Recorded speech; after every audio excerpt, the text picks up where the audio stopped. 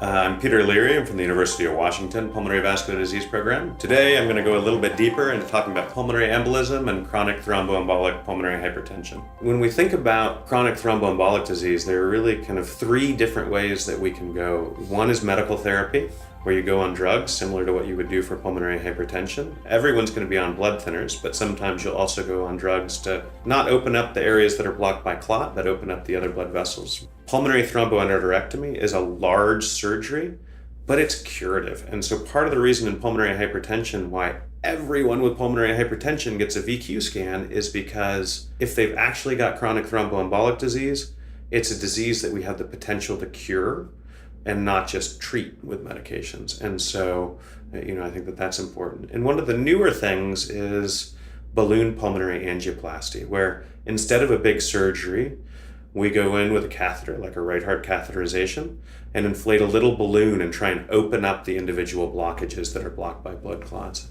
I would say that balloon pulmonary angioplasty is still a little bit earlier in its story. People have been doing it intermittently for a couple decades, but it's only really started to get enough evidence over the last 5-10 years that it's starting to pick back up, where people are really investing the time and energy to learn this technique better. And it's still a very limited number of centers that do it.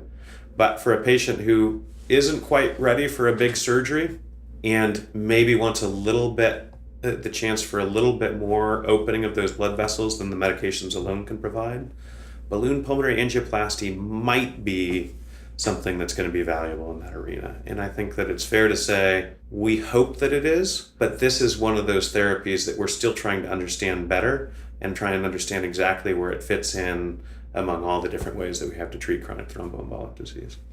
Everyone with pulmonary hypertension should get a VQ scan.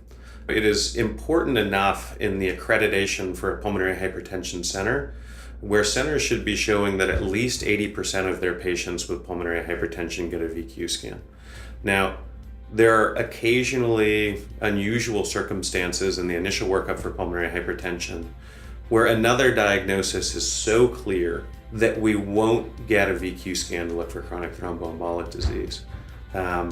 But the reality is that chronic thromboembolic pulmonary hypertension and pulmonary arterial hypertension look exactly the same on right heart catheterization. They look exactly the same in terms of how people feel. They oftentimes look identical in all ways except for the VQ scan. And so if you haven't done a VQ scan, you're missing the potential to treat another disease. And so, with some exceptions, and there are occasional exceptions, virtually everyone in their initial workup for pulmonary hypertension should get a VQ scan. I'm Peter Leary, and I am aware that I'm rare.